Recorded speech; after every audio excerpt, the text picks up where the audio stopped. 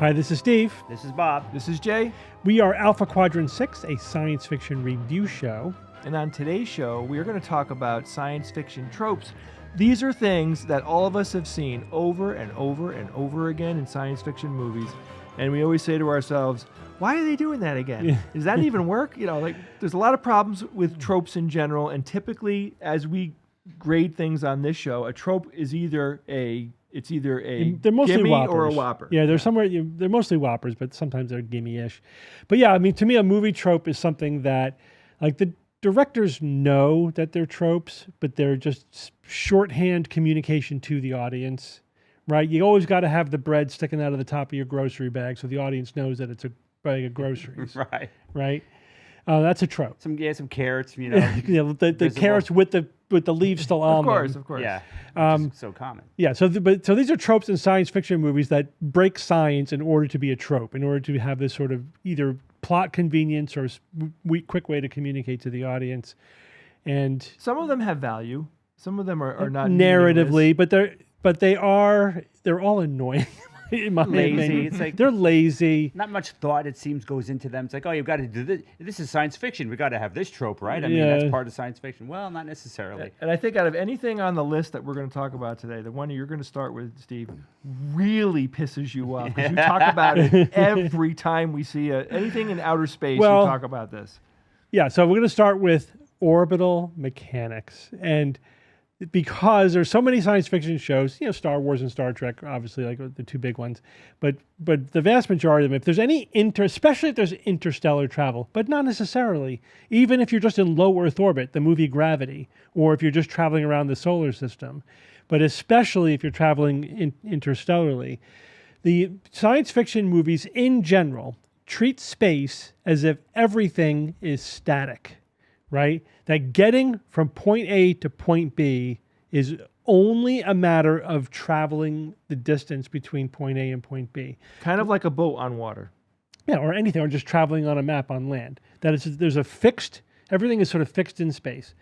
When the reality is, everything is in orbit, basically. Yeah. Everything in the galaxy, if it's in the galaxy, by definition, it's moving. It's in orbit around the gravitational center of the galaxy, unless it's passing through the galaxy, Right. But even still then, it's moving. You have to be moving damn fast to not be captured by the gravity of the galaxy. And if you are captured by the gravity of the galaxy, you're in orbit. So let's say you are going to, like in the Star Wars universe, you're going to go in hyperspace from Tatooine to Alderaan, right? Mm-hmm. Or in the Star Trek universe, you're going to, go at warp 6 from Earth to Vulcan, or whatever. I would have picked those same two pairs. That's crazy. Oh my God. When you were saying them, like, I was just going to... Wow. Yeah, it's cool. All right. All right? Or whatever. Pick your example.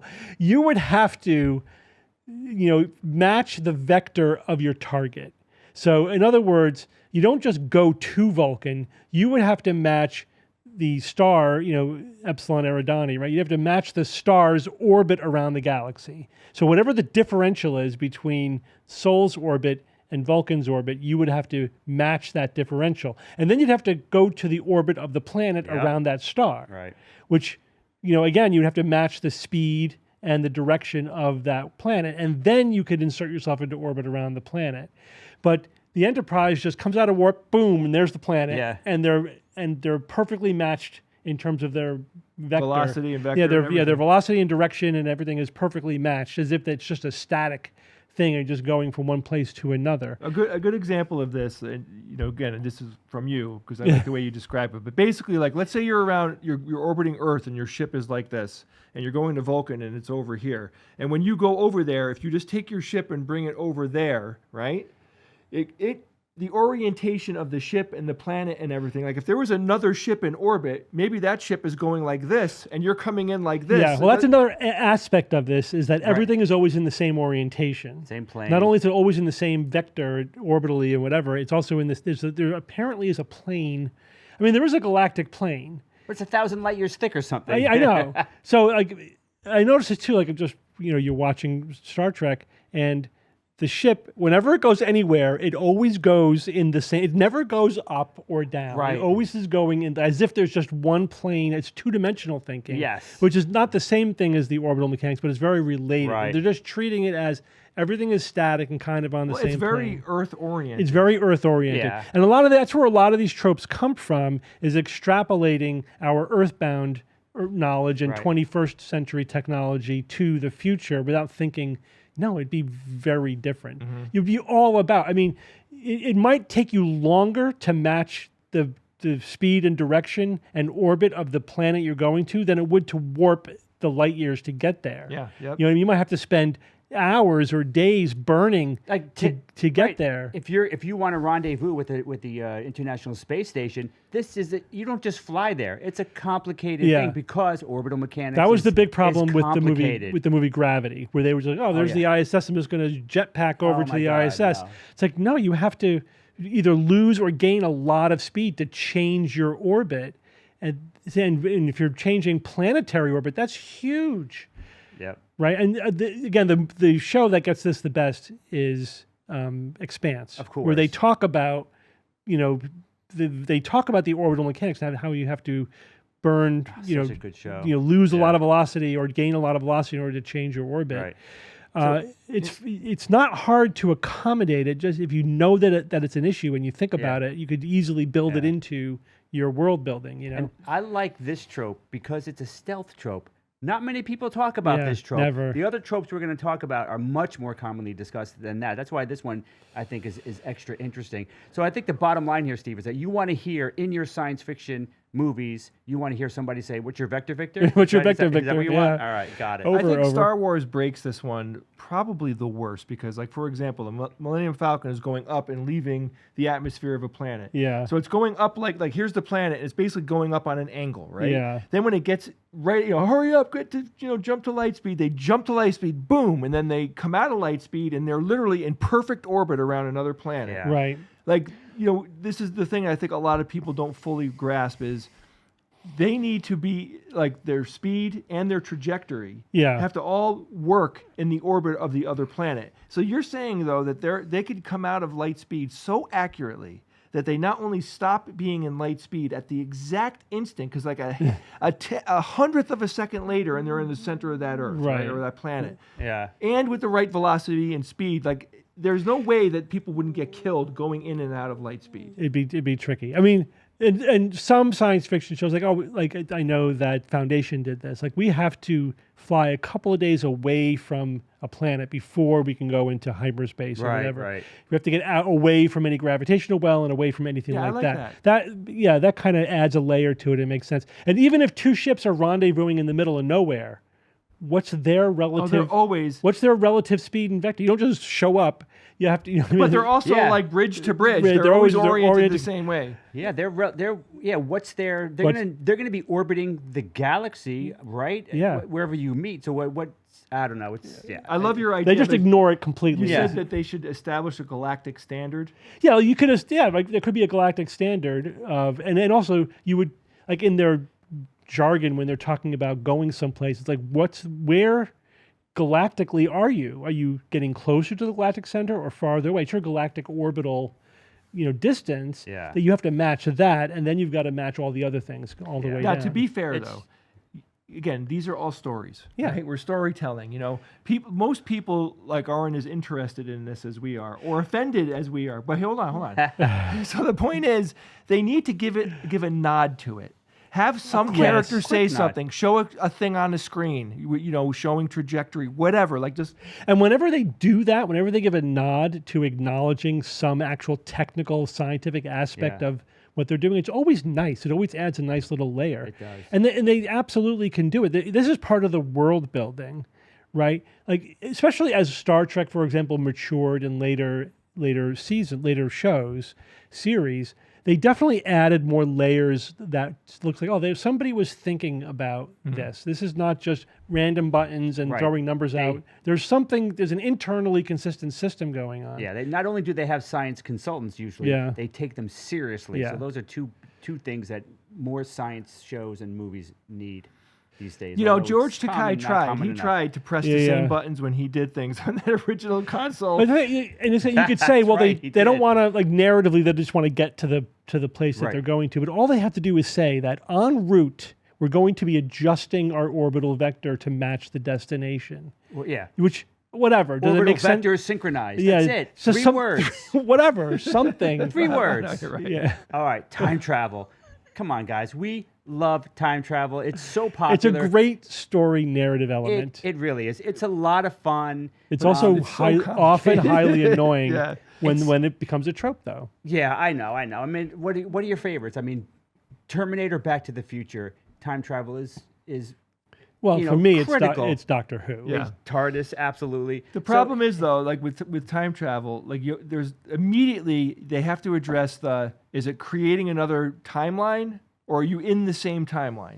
Well, that's the thing, because going into the future is a thing. Yeah. It has been scientifically proven. can do it. There is time We are dilation. doing it whether right it's- now. Whether it's relative velocity based or gravitational based.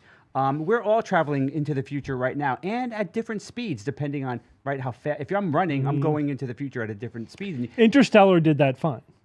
Oh, yeah, absolutely. I mean, even Raylan Grace on Hail Mary, he traveled into the future. He went 4 years into the future. The Earth went 11 years, so he's doing it. So going into the future is not a problem, except technically. If you want to go 100 years into the future in an afternoon, that's probably not going to happen because you would need to be going way too fast for that to happen, which is wickedly problematic technologically. Going into the past, hugely problematic. Even though general relativity has solutions for traveling into the past, that sounds impressive, doesn't it? Well, general relativity has solutions that allow for travel to the past. Yeah, but it has infinite solutions because it's so complicated that you could basically have literally infinite solutions for general relativity. But it's possible, it's impossible. It is possible that the laws of the universe conspire to make it so that you cannot actually go into the past. Yeah, and that's basically how it seems. I mean, if you look at these general relativity solutions, some of them are like, you need a special exotic universe to make that happen. Well, we're not in that exotic universe. Yeah. The solutions that point to things that could potentially happen in our universe are hugely problematic. You would need ridiculous constructs like an infinitely rotating cylinder, or you need a stabilized wormhole with one end of it younger than the other end. I mean, it's probably not ever going to happen because the exotic matter, like negative mass density, negative But if energy it density. ever did happen, they would be here right now. And there's that, right. right? There's that. And, Hawking loved doing that. And then even if somehow we can get this seemingly to work and everything looks good, people think that quantum forces will run away, and then the moment it becomes possible, it destroys itself. That type of thing, and we won't know for 100% sure when maybe when quantum gravity finally is here. But we are not going to be going into the past. It's just not going to happen. But like you said, Jay, if we did and we didn't. And we wanted to get around the grandfather's paradox, right? The logical impossibilities. Then you would be going into not your past, but an alternate universe. Well, a parallel Earth. Yeah. That's not your past, so you could do whatever you want because you potentially created it as soon as you went into the past. So even if we give it's possible to travel back in time as a gimme, right? Even if we say, all right, it's time travel exists. Okay. Just don't worry about that.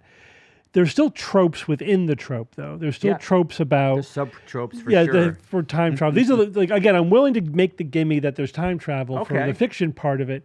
And just like FTL, sure, it's like whatever, it's science fiction. Yeah.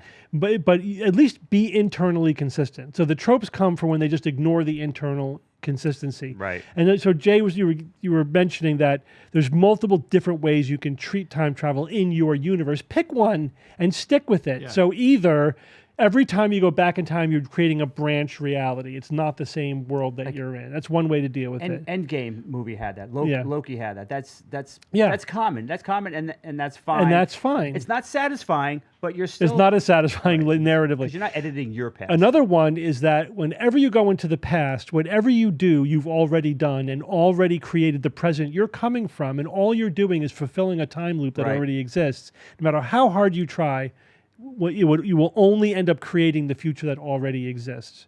So that's all right. again, that's okay. I mean, that could be interesting. It's reasonable in that you're not going to have logical inconsistencies Right, why that go kill there? it. But that's the thing, because you don't know that until you do it and you realize, I just created the thing I was trying to stop or whatever. Yeah, right. But most time travel movies do neither of those two things. They just say you're going into your past and you're changing it potentially.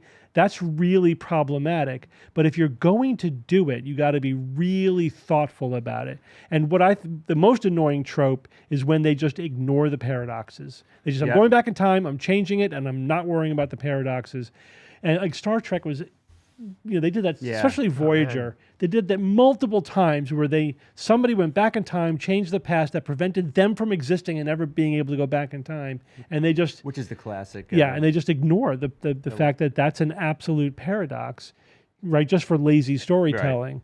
Right. Doctor Who, I think, has an interesting approach to it. It's still a problem.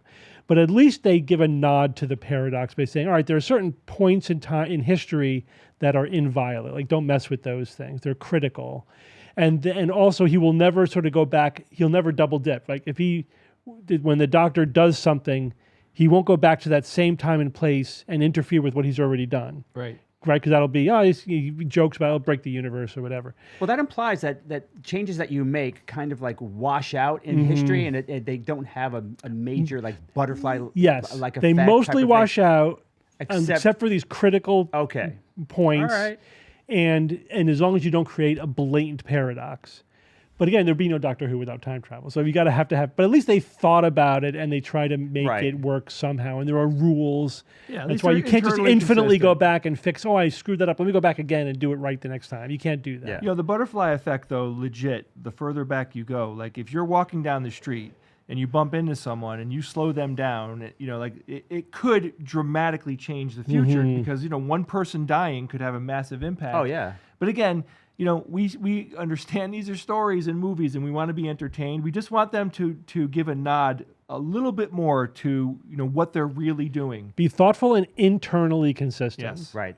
Don't just ignore all the problems. If you could just do that, thoughtful and internally consistent, I think that would solve the vast majority of these tropes that just grate on your nerves. So cloning. Yeah. It happens a lot apparently in science fiction. Yeah, it's not an uncommon thing, right? So like the hard hitting trope is they clone somebody. They are virtually identical to the original, including having their memories. And the short answer is it's not possible. Not with any way. Not with cloning itself. Not with cloning itself, and not with any way. With the current science and technology. So when they clone someone in a movie, like the implications are huge because first of all, when you clone someone, the way we understand it in today's science, it's an embryo. It starts from an embryo. You're not going to pop out an adult. Yeah. And they typically kind of don't even show you what's going on behind the scenes there. Like they come out as a fully formed adult. You pop out as the same actor who plays the original character. character. And they're identical in every way. Like it's not the way it works. So just a little background on cloning. First of all, like there are clones on Earth. There's identical twins, right? I've met several pairs of identical twins in my days. They not only don't look exactly like each other, but they have different behaviors, and they're not the same person in any way. They are from a DNA perspective, but when a baby grows, when an embryo is growing in the womb, environment and hormones, all these factors will play into how they will end up being different because the DNA that we all have is instructions on how to build us, but the environment that you're in also shapes who you end up being, and that's basically it. So if we fast forward now to science fiction movies, I'll give you a quick example. And one I think actually did it probably the best, right? Starman. Was Starman. Yeah. So this was a movie that was back it was like early 90s. God, I think it was early 90s. Late 80s. Late 80s, Oh, I boy. think. So the basic premise here is that there's an alien. It comes as like kind of like an energy being. There was hair in a notebook. They take the DNA from the hair, and the alien becomes this man. And you see him go from basically like a baby, and it slowly crawls across the floor, and it turns into a man. Okay. So at least they did develop it from Right. an embryo to an adult, although very accelerated. Now that in and of itself has a lot of problems. One, because the speed in which that's happening would wreak developmental havoc inside that organism. because things can't happen that fast. First, Bob loves to remind me, it would produce an incredible amount of heat to do all of that biology in such a short amount of time. And number two, it would be prone to malformation and genetic disorder. All sorts of things would crop up when something happens that fast, because to be honest, human biology at least is not meant to develop that fast, and there would be a lot of problems that come with that. Another problem we have with cloning is, of course, the memories. Like how are you going to clone someone and move their memories from the original to the clone? How would you do it? Well, you can come up with some science fiction ideas like it's transferred through the DNA. Well, the way we understand DNA today, it can't. The DNA, if you think of DNA as a short book or a recipe, and it would be like 20 pages, the mind would be like the biggest, fattest dictionary you've ever seen. It would be orders and orders of magnitude more complicated and information dense. There's simply more information in the brain than in the DNA that codes for the brain. Of course. By orders of magnitude. It's just the instructions for how the brain develops, unfolds. But it's not a blueprint of this neuron goes here and this neuron goes here. Right. So yeah, the DNA wouldn't contain the memories, let alone, not even the personality, let alone the memories of somebody. The biggest, I think, violation of that was the Callister episode of Black Mirror. Where a good episode, but the only thing that pulled me totally out, basically not a biological clone, but a digital clone that basically just takes DNA and extrapolates the grown version that we know of outside of the virtual aspect, but also all the memories. Where are those memories coming from? That was just annoying. It's like, oh, come on, man. You could have, they were dealing with super advanced technology. Throw us a bone of like somehow incorporating memories. Like it takes a snapshot of the brain. These are games where you're jacking into your head. He could have just programmed so that when somebody's doing that, it's actually copying their memories. But even still, like there's still tricky. There's gimmies in there. So actually, Jane, you say, how could we get the memories over from like the original to the clone? That leads into my next trope, which is uploading consciousness or transferring your mind. And especially as a neurologist, this annoys me. It really is like a dualist view of consciousness. Like it's something that's in you, not that it is you. Like you are your brain. Mm-hmm. There is no way to move your consciousness. Because it's your brain. Because it's your brain. It's your physical brain. That's how, that is what our consciousness is.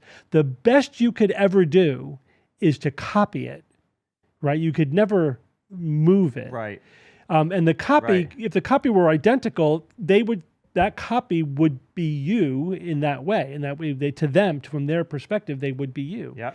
But you need a way of copying all the information in the state of your brain, with incredible fidelity. That's a lot of information. Yeah. Certainly with no extrapolation of current technology could do that. But even if we're just like imagining some fantastical future technology, fine. But you at least have to recognize this is what's happening. Yeah, you are scanning the brain down to the synapse level and copying it. And copying it. It's also not just the physical structure, it's all the biochemical structure as well, all the neurotransmitters and everything that goes into that. I know some people might be like, the clone or the copy is actually you. And here's the thing: like if you were able to make a copy, like in Star Trek, they use the transporter, and sometimes there's a mishap, and there's two Captain Kirks or whatever. There is an original one, and then there is a new one that's essentially like an identical copy, right? That new one isn't you. Even though some people will argue, a copy of you. Well, it is. It is a copy because it can live independently. Mm-hmm. Yeah, that's more the Riker episode, not the Kirk one. The Kirk one, it really was split into two, and then put back together. But yeah, the Riker one is the classic one where it was literally a duplicate. Yeah, that were identical. They were both the original. Just one happened to be on the Enterprise and one happened to be on the planet. And so with the transporter, that can happen.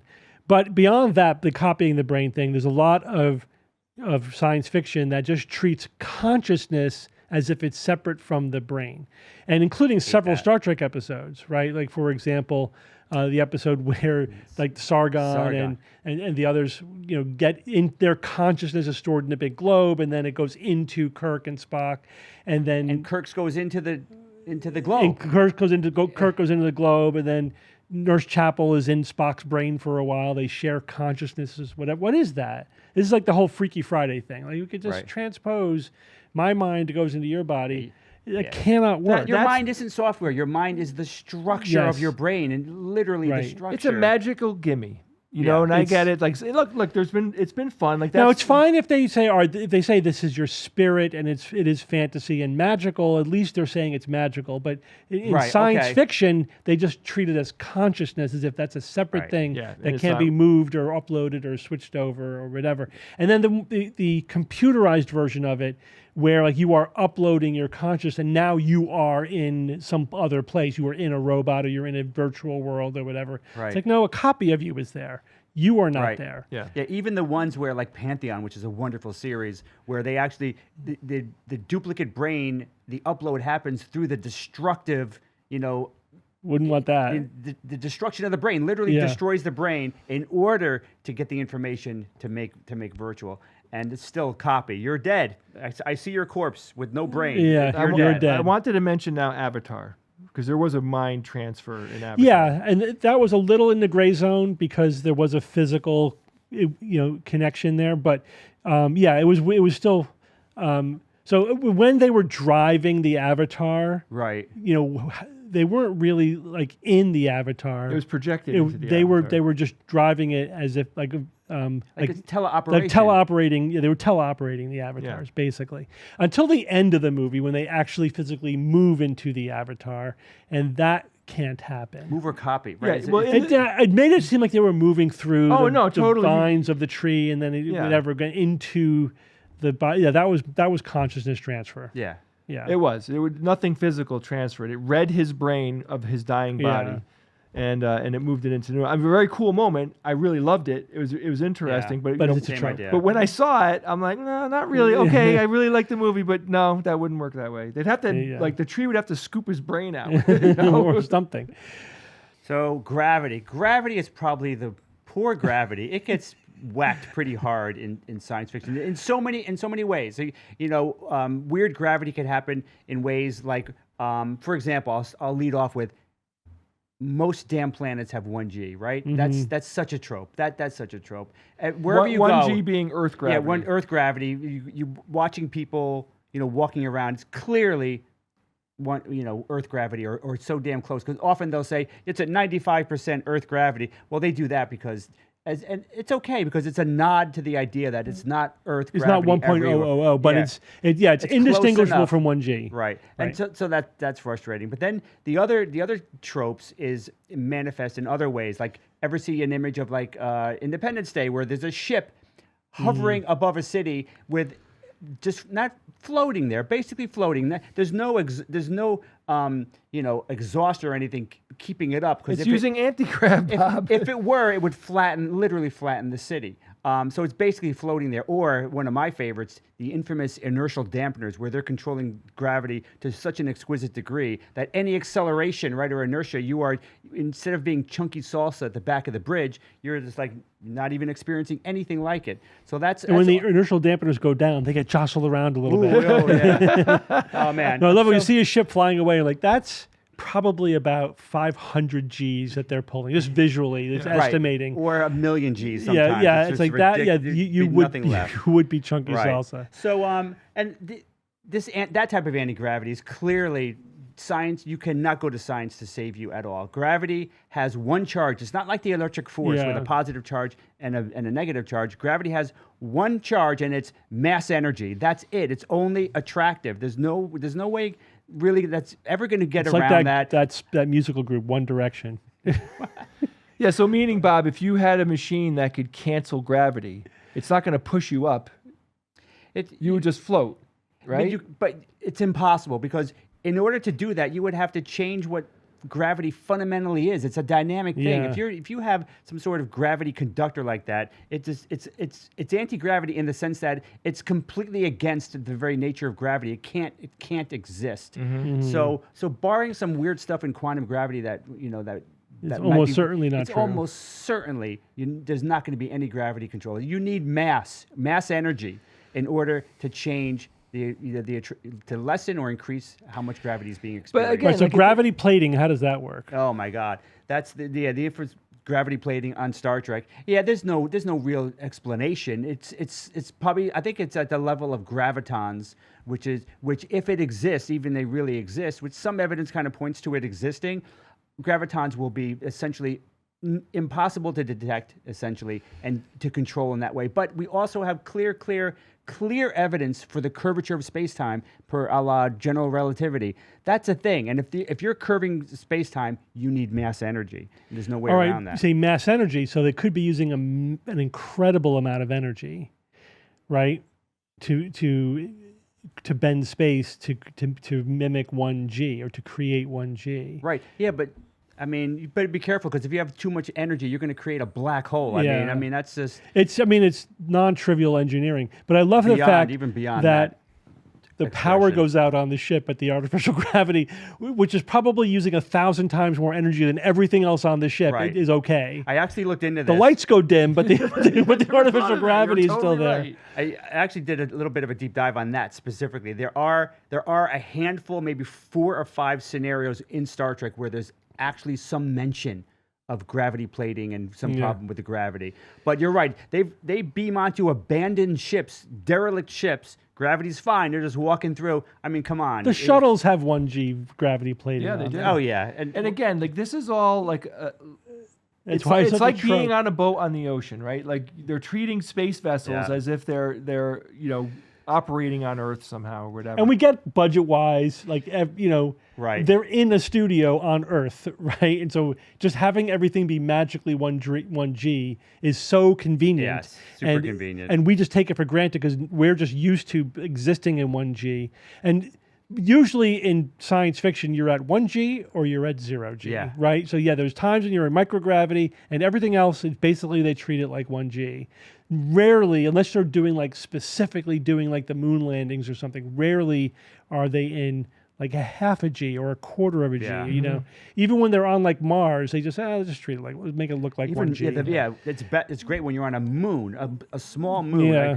like our moon size, and it's like you're just walking around like it's 1G. It's like, oh, come on. But it's hard. I mean, Expanse pulled it off, and it takes effort. It takes a desire to be that definitely, accurate. and it costs them a lot of money to do it. It costs money and gravity.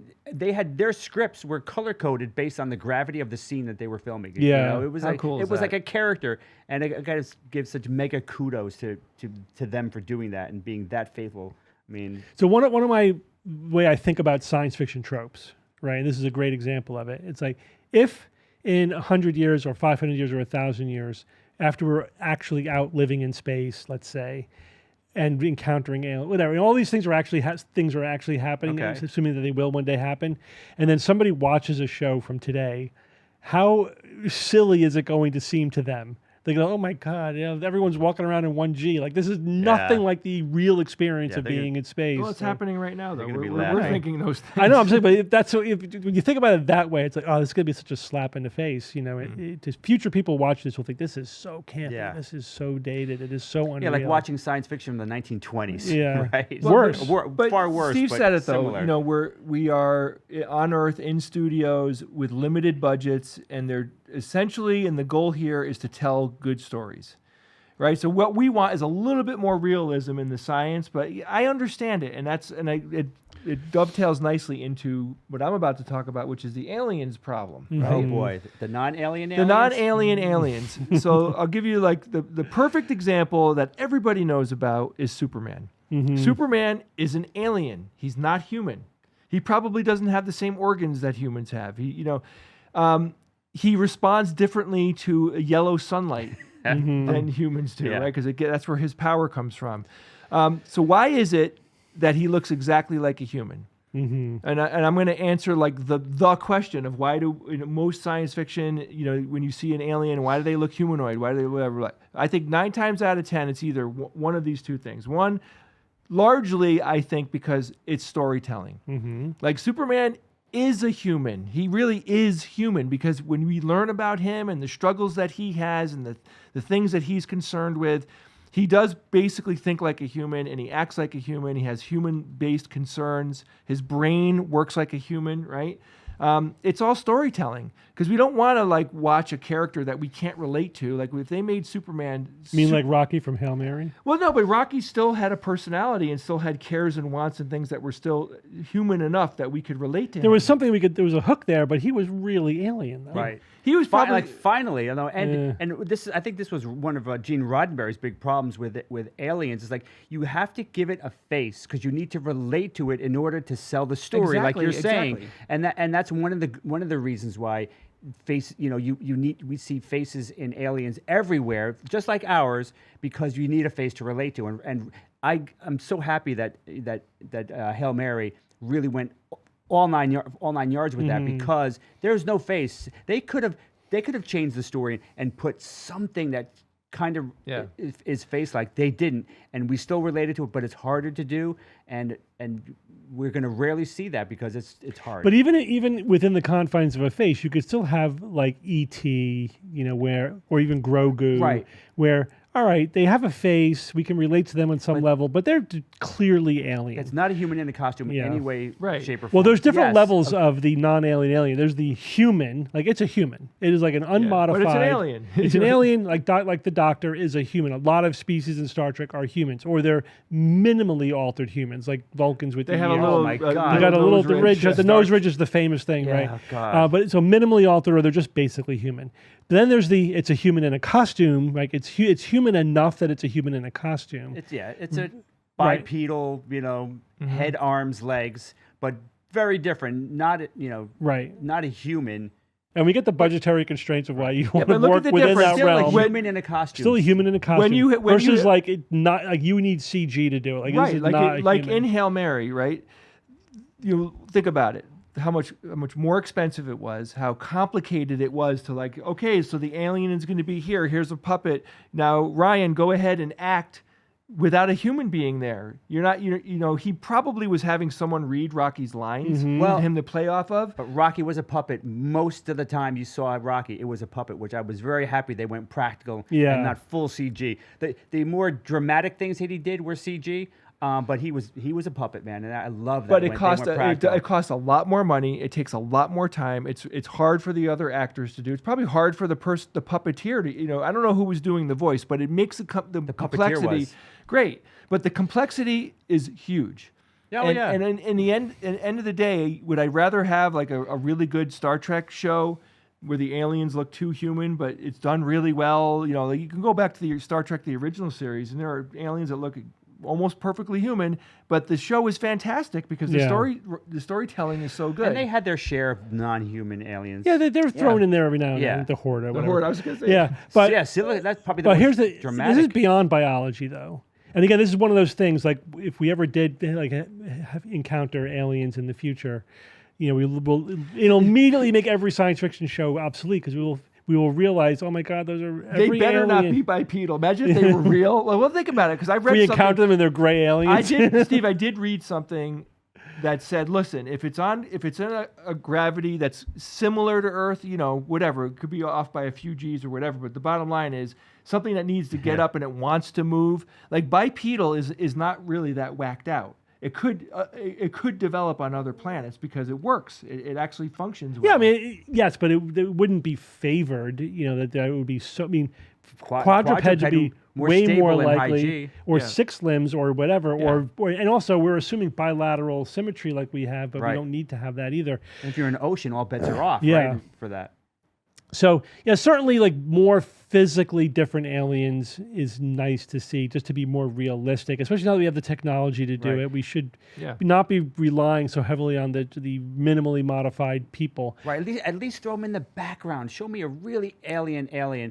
Don't make it a main character if you don't want, but put it in the background so I could see that there's some But here- nod. And then also you got to deal with temperature and pressure and all those other things as well, which is also a problem. Having any alien walk around in the temperature our and pressure environment. Oh, yeah, and forget lighting it. conditions that we evolved in is problematic. Right. I mean, think about it. We could be in a place on Earth very easily. If you're 10 feet underwater, right? A human can't survive. We there. can't survive in most environments on Earth. Yeah. Or they would be really uncomfortable for Right. us Or without at gear and altitude clothing. and- And, yep. yeah, altitude. We want 50% humidity at around 70 degrees. That's where we flourish. But I mean, you go anywhere. If you go up a mountain, you're screwed. If you go into we can't survive our own planet, which I think is a brilliant point. Yeah. There's a couple other, I think rules of thumb that I use. So think about it this way. I know I've used this example before in other settings. What's the closest animal to us on Earth? Well, chimp. Chimpanzee. Yeah, chimp. Right. What, 98% plus Yeah. of our And DNA? look how different it is. And yeah, look how different chimpanzees are. They're like almost us. They are really our very close evolutionary cousins. What's the probability that something evolving on another planet With would look zero. more like us than a chimpanzee does? You're right. Zero. Zero. And we Zero. can't talk to a chimp. Right. Yeah, we still can't have Now conversations. here's another really. thing. One of my funny rule of thumbs is the alien sexy? Or does it have the potential to be sexy? If it is, it's not an alien. Don't you dare argue to get rid of sexy I'm just aliens. saying there's no way, there is no way that we would even perceive gender, let alone find an alien physically attractive. Right? true. Right. It just Absolutely. there's just no way evolutionarily that would happen if it's truly independent evolution. in I another totally world. agree, but I want to. Unless they can hack into your mind and make you see what would something that would Even like on Star Trek when they try to make an alien look really like Andorians are good. I mean, they're at least they're a different color and they have the antenna, whatever. They could still be sexy though. Yeah. It's still way too No, yeah. human. Were you talking about the green women? No, the blue one, the Oh, blue with the blue. white hair, Yeah. the Andorians. All right, but the Orion slave dressed girls. as one Yeah. in Dragon Con. It was So, an awesome so costume. listen though, we have to talk about this, and I've already kind of mentioned it. But the bottom line is, we're trying to tell stories, like Star Trek, Yeah. for example. The original series Star Trek, it was a social commentary. They did it specifically. Gene Roddenberry did it specifically because Sure. he wanted to talk about things that he couldn't do in a regular Yeah, but theatrical production. you could still do that even with aliens, right? You can Yeah. still do that. But they need It- facial expressions. They need to Yeah. have Well, human-like that's- qualities. See, I if don't you know. were true, if that's true, then what social commentary was he possibly making when he had aliens with white on one side and black on the other? I can't make. What was that? know, that was really obscure. So I just think we have to, I want to say on the show that we understand Yes. that. We understand that all these movies are basically about people. Rocky was a person, and he had human-like behaviors and thoughts and everything. But it shows you how that's- different they could be, and you still can have enough of a connection to the audience Right. that you could tell the story. I just don't want it to be such a lazy trope. You know what I mean? I do think that Unless they're sexy. most aliens should not be. That we shouldn't have an obvious gender. They shouldn't, be sexy to people. Yeah. They should be as different as we could make them with your budget and Right. whatever, Give and us within, four within the genders. confines of the storytelling. But also the other thing is the mental aspect. Yes. Yeah. They're all human. So rare. Mentally. I know. Yeah, they think like a Completely. human. They think they talk like humans. They have- laugh at jokes that we would laugh they, at. Yeah, they find our own humor funny. And occasionally Sometimes. they'll alter one thing as a plot element, but unless they're doing it deliberately for some plot reason, the default is they're mentally humans. Mm-hmm. When in fact that would be the even more different thing than the biology would be, Right. it should. There would be some that we could just find no common ground to communicate. There's just their cognition would be so alien that we were just like, "Are you even alive?" And that's the how thing. That's the different. most challenging thing, I think, to is. science It fiction is. writers. Absolutely Because we hard. don't know what's human. Like, we don't know what is typical of human. one data point. Because we don't really have anything to compare it to. Like, as soon as we encounter another alien species, we'll be shocked at things that vary between us and them that we didn't even think was a course. thing, Yep. let alone something that could vary. It's like, oh wow, it But never I- occurred to us that they would look at something totally different. I question the whole premise though, because in the end we are telling stories. Like this is why we You can still do aliens are provocative and everything, but it wouldn't be fun. Like, okay, see, let's say somebody writes a story. These people, go to another planet or whatever. They come across an alien, and it's a living, functioning life form. Maybe they even have some type of society or whatever. You can't talk to them. There's no analog to go back and forth or whatever. It loses all of its interest. Jay, did you like the cantina scene in Star Wars? Of course I did. Did you like the scene with Han Solo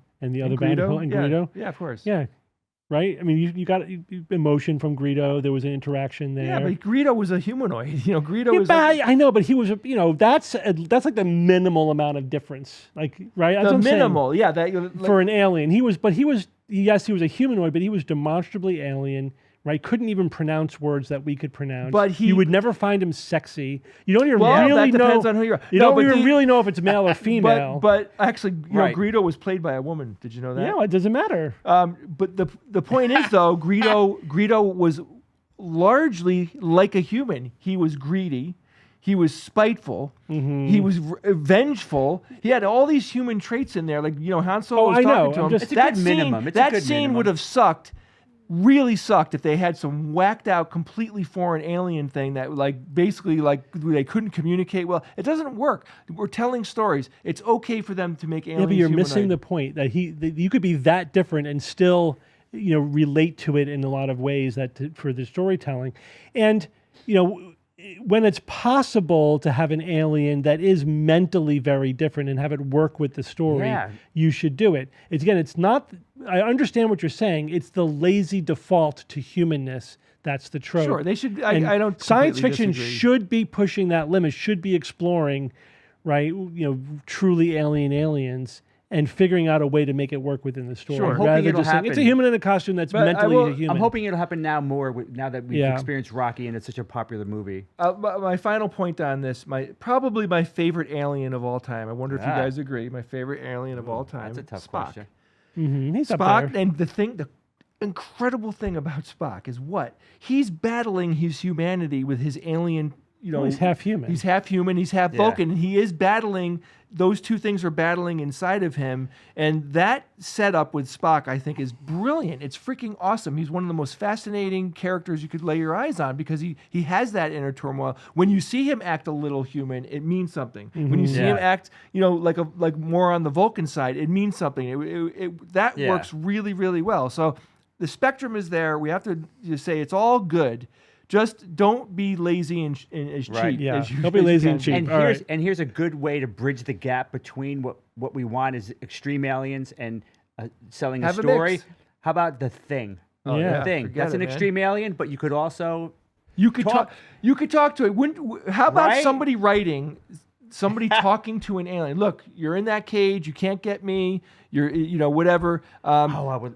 So just tell me, Talk to what me. what do you want? What do you want? Yeah, Mm-hmm. I think what the thing is I think it's 98% instinct. Mm-hmm. I don't think it's sitting there going, I am going to do this to do like. I think Maybe, but I would love to explore that angle. Like, what is it if an alien realizes, well, I'm not getting out of here. Let's get real, and it gets real, and is not playing a human role. Yeah. What would they say? What would they do? I would love that. That'd be cool. But, All right. All right. Let's talk about spaceships. Oh, Okay. let's. So, and this one is unnecessary, and that's why it bothers me so much. There's nothing to do with storytelling. This is just Another stealth one too. it's very stealthy. So why? And this is not ubiquitously true. None of these things are. There are good science fiction where every one of these. Absolutely. There are exceptions to all the things, but as a default, most spaceships, especially like big interstellar spaceships, like the Millennium Falcon or the Enterprise or Star Destroyer, any of those Yeah. things. Oh, yeah. They're oriented like a ship on the ocean, right? Where you're traveling in this direction and people are standing up perpendicular to the direction Yes. of movement. You would never have that in a spaceship. unless they had gravity plating or they have control over Well, gravity, right? But even then, why would you do it? I get that gravity plating makes it, semi-plausible, but even then, why would you orient it in that way? It makes no sense. Well, what about just the fact that What? like decks, for example, like humans You are. have decks this way. Oh, I see what you mean. I don't disagree. Like instead of like Darth Vader standing in one of the. You should always have your feet towards the engines and your head towards the direction you're going in. even right? if they have total control over gravity. Yeah, but yes, even if you have total control over gravity, because you know why gravity plating fails sometimes. And also, it's very energy intensive. And so let's say you're traveling at 1G, right? If you're traveling, if you're in a ship that's oriented properly, that's it, you're done. Your acceleration is your artificial gravity. You don't need inertial dampeners.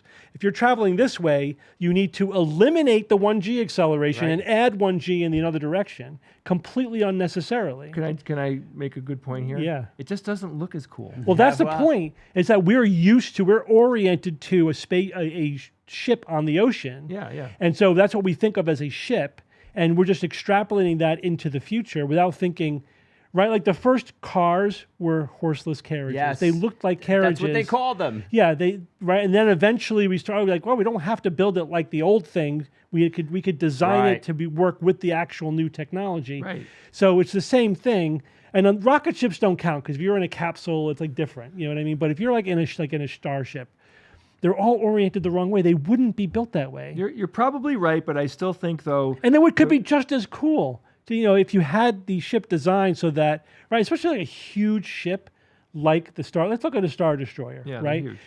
Who cares how they're oriented in terms of coolness? It makes no difference for that occasional scene where you see them looking out the window. Just have them oriented the other way, and it makes. That'd be so refreshing to see. I I want to see a ship that's designed where somebody thought, all right, how would functionally how this would actually work?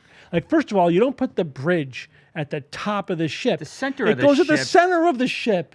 Why would you put it in the most vulnerable position? Because they have to see out the window. Yeah, but you wouldn't even have windows. You just recently saw Enterprise. There was a scene where I forget the context, but there was a scene where the Enterprise was fighting, is in a battle, and I don't know if time travel was involved, but it showed a scene where they blow apart the dome above the bridge. And Sure, it's like, yeah. damn, it was harsh because you never see that. You never see that happen, and it was devastating. One shot, and everyone was dead on that bridge Yeah. because it was right there. Yeah, you're right. It does need It should to be in the middle. absolute middle, Absolutely. most protected part of the ship. Absolutely. You should be looking. It should have just all be screens and cameras. You know what I mean?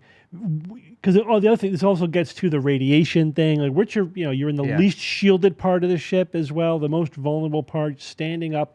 It makes no sense. I want to see like, all right, not just like let's put a boat into space. Let's design what a ship like this would actually be like, Yeah. including. Anybody even done that? Including think. structurally. The one thing I really like about a Star Destroyer is its wedge shape is probably really efficient in terms of being structurally sound.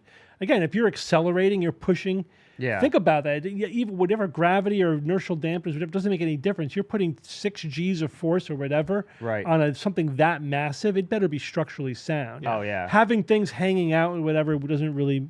Yeah, even Star Makes Trek sense. explicitly refers to using shields to reinforce Yeah, in later and episodes. the structure. I didn't And- hear that. Oh yeah. And that also kind of ties into the shape of a ship too, as Yeah. well. It's like, hey, you're in space. That's why the Borg cube was so interesting because it's a big cube. You don't really need aerodynamics, although No, you do. If you're traveling ultra relativistically, sublight, but that close to the speed of light, you want to be aerodynamic because you hit a dust mote. it Well, could even be there's like an atomic hydrogen. bomb. Even interstellar hydrogen will give you drag. Yeah. And so you Right. do need to be aerodynamic even in the vacuum of space if you're for traveling at relativistic speeds Right. or you're really big.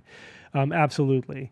So yes, design a spaceship to be a spaceship, not to be a boat in man. space. Has anyone done that? I don't think so. can't- I'm sure they're out there somewhere. None of the big franchises. They all resort to the just standing up, going this way. All right. All right, Bob, talk to me about FTL Yeah, communication. this one's it's a trope, and this one's kind of quick. FTL communication. If you need to be communicating with people that are light years away, and for the plot, you need to be doing it, in a timely manner. You need to be essentially like you're just on a cell phone with someone. Instantaneous. Instantaneous, absolutely. So it's important. But I mean,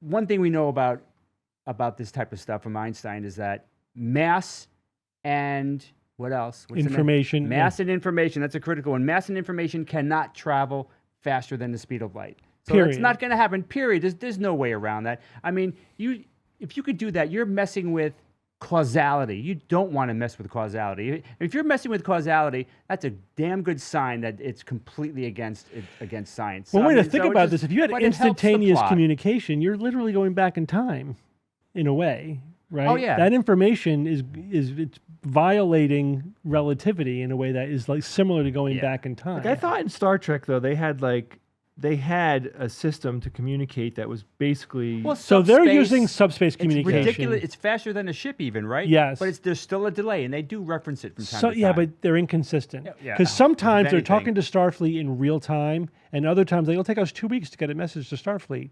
It's like, okay, you know, Yeah. how do you Plot. It's square all that? about plot, Because yeah. there's never a 2-minute delay. You know what I mean? It's either send a message or instantaneous No real real-time time. communication. Yeah. But most of the time, if there was any delay, there would probably be minutes to hours, you know. Right. And of course, this gets violated on shows that are taking place within our own solar system, like you're communicating to Mars, like Total Recall. Total Recall. And yep. it's instantaneous. Like there would be a 20-minute delay or whatever, you Yeah, know, whatever, depending yeah. on what the It's orientation. storytelling, though. Again, a lot of this stuff is Yeah. based around Of storytelling. course, but it's needs. lazy. It doesn't have to do that. You could just say, Get around it. yeah, whatever. You just have to do one-way communication. You know, then you get the response and whatever. And after some time delay, it becomes a factor, right? Actually, it's a good plot element where you don't have instantaneous communication. You have to work around that. But they want to have it, so they ignore it and they have it. That's why it's Yeah, a trope. That's why it's right? a trope. Okay. All right, next thing we're going to talk about are Earth-like planets, right? So what are we talking about here? Earth-like planets in science fiction looks like this. And Star Trek, again, like probably the biggest offender of all these things. You know, But Star Wars too. Captain Kirk beams down to a planet with Spock and McCoy, and gravity is exactly like Earth. They can breathe the atmosphere, you know, down to the temperature, down to the fact that they don't need to change their clothes at all. Like it's And the starlight is basically, you know, visible light like on Earth. I mean, it's just like there's no major differences The problem at all, is even what? little differences. The problem is it's so unbelievably unrealistic, and that's not the way that it would be. I mean, probably 1 in a million worlds that they actually visited would be that precisely within the Right. within the zone of Earth. And it's so stark that when a show breaks that mold, it's so noticeable. Yeah, you're just there like, was "Whoa, one okay." episode of Battlestar Galactica, the newer Battlestar Galactica, where they went to a planet that was whited out. Like it was so bright. You know, they changed the filter on the camera, Yeah. so it looked like everything was washed out, and it was Oh my God, that's so overly bright. rare. That's- I know, but like that's like most planets would be like that. Most planets would have a spec. It would be too dark or red or too bright or whatever. There'd be some difference. It wouldn't be Earth brightness and Earth spectrum Yeah. light. And again, we talked about gravity over and over again. And sometimes again, like I know, like in one Orville episode, they land on a planet with 5Gs. You know, Yes, but I was thinking about that. It's usually that's a major plot point. But if it's Specific plot if it's point. not a specific plot point, it's Earth. You know, and the opaqueness of the atmosphere is often, you know, just to our visual spectrum, it's completely transparent. And humidity, like you don't even think of humidity, but it could be so humid that it'd be hard to breathe, or so dry that you would get really instantly dehydrated. Right. Or like, what's the probability that there's zero and nothing in the atmosphere that is at all toxic, or that has, again, within Yeah. our range of oxygen tension? Yep. It could have some oxygen, but not enough for us. We might need some supplemental oxygen, or it has no oxygen, or That reminds me, it's in the animated Star Trek from Yeah. the early 70s. They had some episodes where they showed a very thin, shimmering force field around Yeah. them instead of a spacesuit, which is an interesting way to deal with that. That could take away really all of these problems. You know, of course, it'd be a hell of a shield. spacesuits of some type, Yeah. whether it's One an way or the It other. doesn't energy. play with all stories. I mean, the bottom line is this. I mean, anytime you see a movie of people that are going underwater, right? You know, there's lots of movies that give you an example of this. They have to literally build headsets, scuba gear or whatever, like the thing is they're wearing on their head, so you could see Yeah. their faces. Like There's the- literally a light in the helmet that's shooting on their Well, that's face. another trope that we didn't even talk. Yeah, the internally lighted helmet, so you could see the actor trope. But- So they're blind. They would be blind. They would be right? blinded. Yeah, it But serves it- no function other than for us watching the movie. To But see it does their serve a face. function because exactly that reason. Yeah. Like we need to see their faces. You know, if Sure. people were wearing spacesuits, like in Star Trek, when Kirk had that famous wacky spacesuit, he had that really blocky Yeah, right. thing. It's like you can't see him in there. Like you can't see an actor doing their thing in that. Like Good enough. no, got I the don't job agree. done. It's we have to let the storytelling I love filter, that suit. you know, exist. You know, You and I disagree about that fundamentally. I think they should try way harder to make it work with something that makes sense, rather than just doing the lazy thing Yeah. that Don't they're just kill the story over it, but Yeah. I mean, do a little better, please. I mean, just try harder. Yeah, there's a middle I like ground. when you have like the face of the astronaut is projected onto the face mask of the Sure. helmet, so that They would so do- that people could recognize you and you can. Who did Right. that? I don't know. a cool idea, I have though. a memory It of is a that. cool though. I idea. don't- That's an easy fix instead, for that. Or just deal with it. You know, you can, through acting and physical storytelling, you can communicate in other ways. Right. You also have their voices. and then maybe their name. on their chest, you know. Like, And there was one episode of one show where they used the fact that you can't see somebody inside the helmet as a plot element, and it was to fantastic effect. Love it. And that was in Doctor Who, in the library episode, which is one of the best episodes. Ooh, I don't remember that scene, but okay. Where there was been too these long. creatures, these microscopic creatures, which would basically skeletonize you in seconds. Seconds. In seconds. I don't That like that. happens. And yeah, they were repelled by light, so it's like don't go into the shadow because you go Yeah, into the shadow. That I remember. Yeah, and of course, like, but like your consciousness survives for a while afterwards. So you're talking to somebody in a spacesuit, and you don't realize that they're just a skeleton in the suit until the light hits their face, Oh god. and you could see into this helmet, and then you see that's just a skeleton there. It's great, right? Can't do it every time though. Whatever. I can. You can do it. All right. We're gonna finish with a real quick one. And this is the good robot, bad robot, right? So it's just so often. Okay, This I is hate this is this. this is Oh my such God, a classic trope. This is the poster child of the trope because this is something that is used purely for communication to the audience. It makes absolutely no sense, and we all just sort of ignore it and take it for granted. And that is that bad robots, right? Malignant robots have red lighting, and good friendly robots have blue lighting. Yep. And not only that, but in some shows, like the one that really hits you over the head with it was the recent remake of Lost in Space. Yeah. Yes. Where the same robot can flip from good to bad, and when it becomes bad, its lighting changes to red, and then when it's good, its lighting changes back to blue. Yep. It's like, why do they even have that lighting? Why do they have Why'd that they build lighting? it in there? Oh my God. But that's how the eyes go red. That's how you right. This is how you know it's evil, right? It's just a quick and cheap way. Lightsabers, evil lightsabers are red, red right? I and mean, blue. it's just a But, human thing. but there is lore behind it that makes sense. But not with the robots. Not That's with the just robots. that's the pure- carrot stalk coming out the top of the hell yeah. bag. That's just this is what we do to communicate something to the audience. But it's completely makes no sense in any And way. it's more whatsoever. interesting to not know. Yeah, I know. You and know? you might not even notice at a conscious level, right? Yeah, that's the point. Yeah. But when you do notice it, then just you like, see it give me everywhere. a It's oh, break. the red-eyed evil robot. You Yeah. know. Well, was it iRobot with Will Smith? Where there was all those robots that are being Oh manufactured. wait, did they do the same? Yeah. They Oh might have- man, yeah, hell they- yeah, they man! Totally. You see them all like turn to red, you know, the red light in the hip or whatever. You know, it's so stupid. It's like, okay, somebody built that. Okay, you know, Gotta put the red light in here. when this robot is acting evil, the software will detect it and will turn this light on. But when it's good, we're gonna turn this light on. It's so ham hocked. You Yeah. know? Oh my god. Unless they're doing it purely to freak out the humans. You know, before like I'm coming to kill you now, and you know that because I'm red. You know, all right. Someone could turn that into a funny bit. Yeah. You know. All right, guys. right, We are jeez. Alpha Quadrant 6. We are a science fiction review show. We put out episodes every week. If you have any suggestions, like you want to talk to us about some more science fiction tropes, or you have review this movie, please, or show me the science behind this movie, you can email us at info@alphaquadrant6.com. That's Alpha Quadrant and the number six. Yes, that's an important. Maybe Yeah. we should have spelled it out. And that's it, guys. We'll see you next week. If you enjoyed this show, please feel free to drop us a like anywhere you find this.